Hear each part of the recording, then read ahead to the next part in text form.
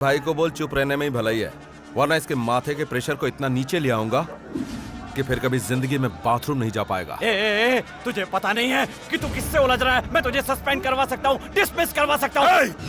तू मुझे सस्पेंड करवाएगा? तू पहले अपनी हैसियत देख। तेरी तो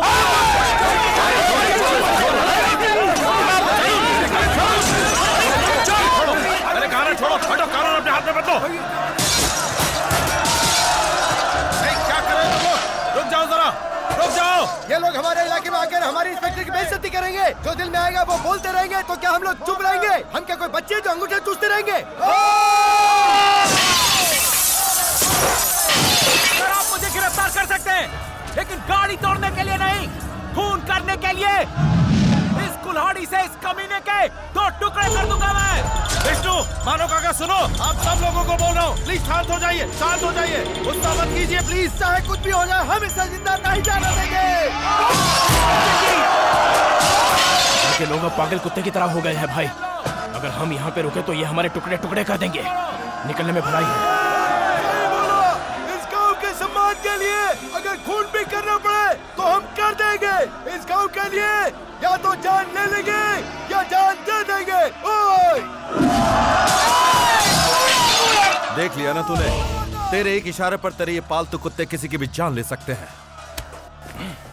लेकिन ये लोग बिना इशारे के मेरे लिए अपनी जान दे सकते हैं। क्या समझ के रखा है तूने मुझे? हाँ, मैं गांव का एक मामूली थानेदार हूँ और तू पुलिस स्टेशन आकर हमें गाली देकर चला जाएगा और वक्त पड़ा तो हमें मार कर भी जाएगा। हाँ, कान खोलकर सुन ले तू, ये पूरा गांव मेरा परिवार है और ये सब मेरे सगे हैं और ये तू अच्छी तरह से जानता है। अगर परिवार में से किसी एक पर भी हाथ उठाया तो बाकी लोग तेरी बोटी बोटी कर देंगे। अब जब जॉब रजिस्टर पे साइन करके चला जाए यहाँ से, तो तू जिंदा रहेगा, ये मेरी गारंटी है। Mister bond. आया सर।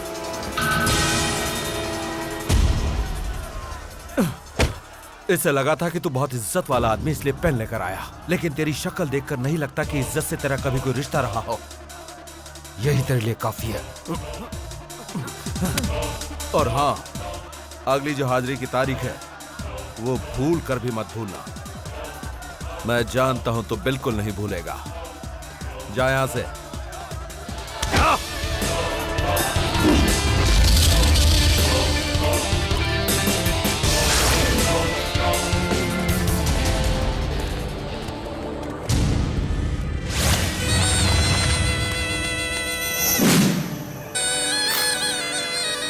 अरे तू क्या समझता है तेरी गाड़ी का कांच सलामत रहेगा?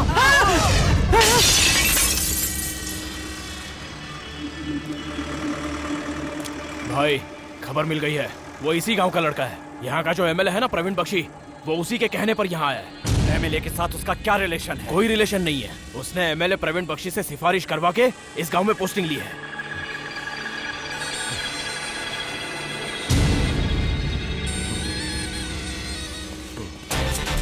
उसने जबरदस्ती मुझे अपने इलाके में बुलाकर मेरे मुंह पे जोरदार तमाचा मारा है।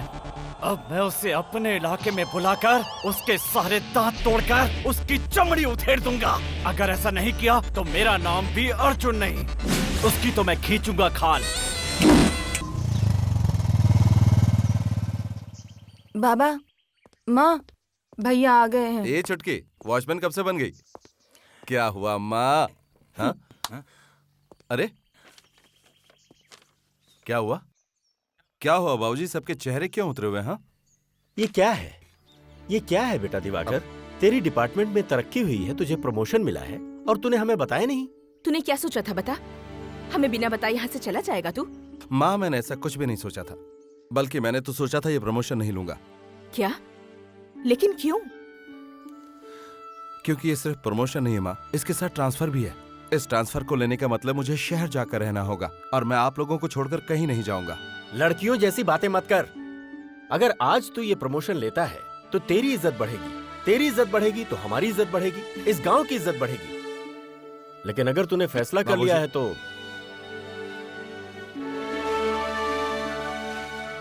मैं शहर जाऊंगा बाबूजी।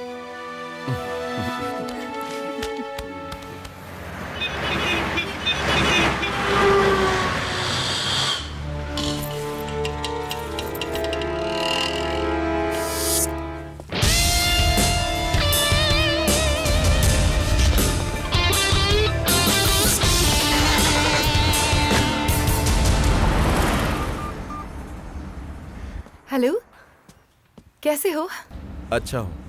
अच्छा सुनो, एक दिन टाइम निकाल के यहाँ आ जाओ ना। एक बार बालकनी में आना। बालकनी में? क्यों? सुना है तुम्हारे शहर में भूकंप आने वाला है, इसलिए घर में न रहकर कुछ देर के लिए बालकनी में आ जाओ। भूकंप? कहाँ है भूकंप? अपने घर के सामने देखो जरा।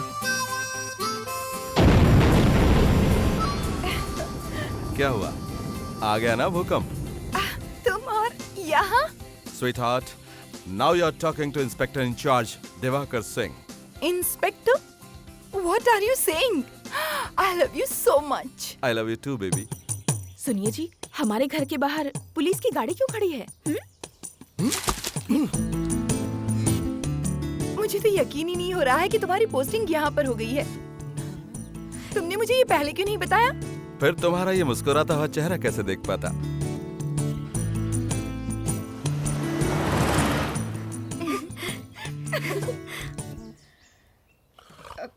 मुझे कुछ नहीं पता।